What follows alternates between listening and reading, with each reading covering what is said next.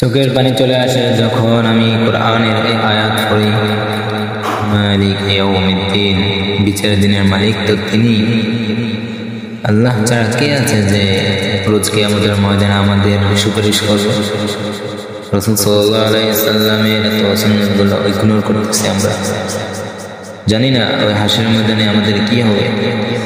ভাই আমার, যতই নাফরমানি করি পৃথিবীর কোনো ফায়দা নেই। এ পর্যন্ত করে আসছে, দেখতেছি না আমরা ক্ষতি কার হইতেছে? নিজের, তাই না?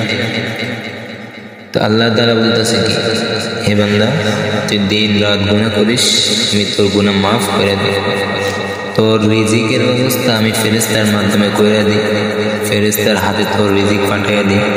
তুই যতই নাফরমানি করিস না কেন, আমি তোকে তোর থেকে গাফেল হই না, আমি তোকে বলি না। তুই বান্দা কিভাবে আমাকে বলে যাস? ভাই ফিরে আস আল্লাহ তাআলার দিকে।